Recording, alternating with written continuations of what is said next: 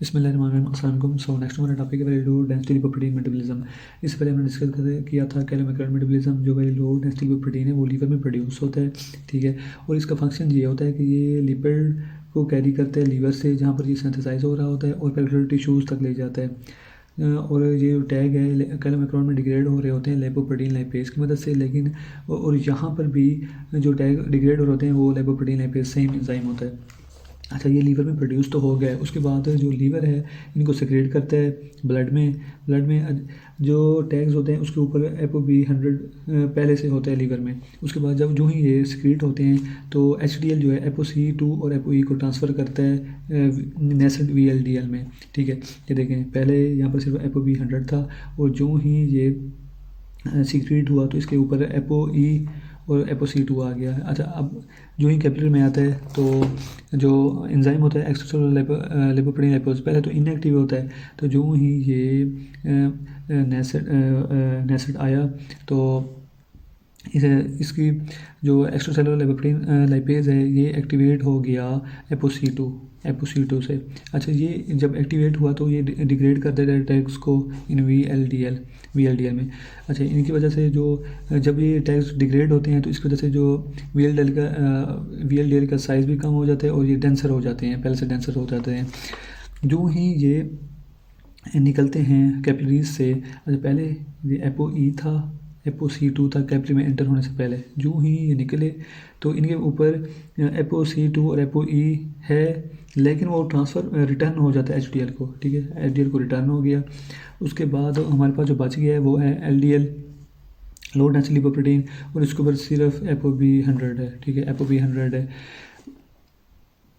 अब जो ये आइडियल इंटरमीडिएट डेंसिटी लिपोप्रोटीन है, ये जो बनते हैं इस ट्रांजिशन के दरमियान, ये जो है लीवर सेल में टेकन अप हो जाते हैं थ्रू रिसेप्टर मीडिएटेड एंडोसाइटोसिस के थ्रू।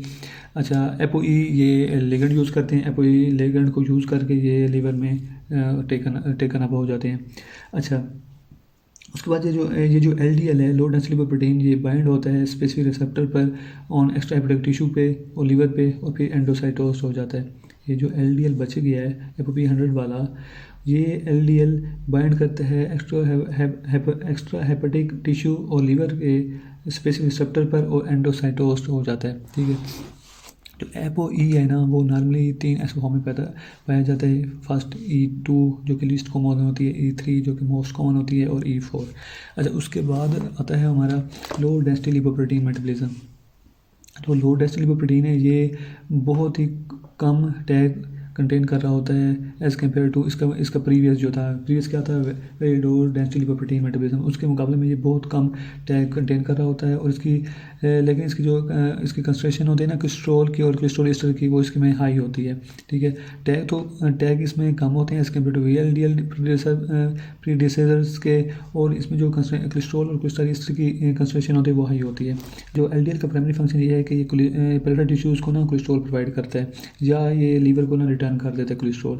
अच्छा, ये कैसे करता है, ये ना प्लाज्मा मेम्ब्रेन LDL रिसेप्टर होते हैं, उसके वहाँ पर बाइंड हो जाता है, जो रिकोगनाइज करते हैं ApoB100 को। ApoB100 देखें, ये LDL रिसेप्टर हैं, जो LDL रिसेप्टर है ये ना, इसके साथ ये अटैच हो जाता है, LDL इसको बाइंड कर देता है। ये कैसे बाइंड होता है, यहाँ इसकी रिकोगनाइज कर देता है कि ApoB100 यहाँ पर है, तो इसकी वजह से ना LDL रिसेप्टर जो है इसके साथ अटैच हो जाते हैं।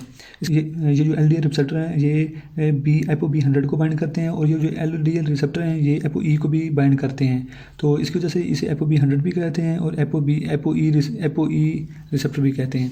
अच्छा, LDL रिसेप्टर जो है वो नेगेटिव चार्ज ग्लाइकोप्रोटीन है, जो कि क्लस्टर होता है इन पीट्स ऑन सेल मेम्ब्रेन। ये जिसकी जो साइटोसोलिक साइड है इसकी पीठ की, वो प्रोटीन ग्लाइसिन से कोट होती है, जो कि इस पीठ को स्टेबलाइज कर रही होती है।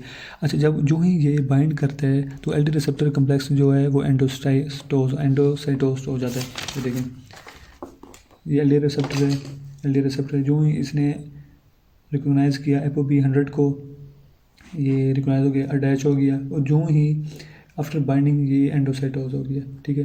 एंडोसाइटोसिस के बाद जो विजिकल कंटेन कर रहे होते हैं LDL को, वो ना इसकी जो क्लैथरीन होते हैं वो कोड को लूज़ कर देते हैं, और लूज़ कर देते हैं और फ्यूज़ कर जाता है विद सिमिलर वेसिकल के साथ, ठीक है। ये देखें, ये जो क्लैथरिन कोट है ये लूज़ कर देता है, उसके बाद ये सिमिलर वेसिकल के साथ फ्यूज़ कर देता है। उसके बाद एक लार्ज वेसिकल बना देता है जिसे ना एंडोसोम कहते हैं, अब ना इसके बाद ना उसके बाद नेक्स्ट जो स्टेप है, इस एंडोसोम की ना पीएच फॉल कर जाती है। इस फॉल की वजह से क्या होता है कि जो एलडीएल रिसेप्टर होते हैं, एलडीएल होते हैं ना, वो रिसेप्टर से ना अलहदा हो जाते हैं। ये देखें, यहाँ एंडोसोम बना, एलडीएल की एंडोसोम की जो पीएच फॉल हुई, इस वजह से ना ये जो एलडीएल है, एलडीएल और रिसेप्टर जो है ये सेपरेट हो गए। वो एलडीएल जो रिसेप्टर है वो रिसाइकल्ड हो जाता है, जबकि जो लिपोप्रोटीन रेमिनेंट्स जो वेसिकल में होते हैं वो फ्री फॉर्म में पड़े होते हैं, ठीक है। और ये ना ट्रांसफ़र हो जाते हैं लाइसोसोम में, और फिर ये डिग्रेड होते हैं बाय लाइसोसोमल एसिड हाइड्रोलाइसिस की मदद से। उसकी वजह से ना free amino acid, free cholesterol और फॉस्फोलिपिड ना रिलीज़ हो जाते हैं।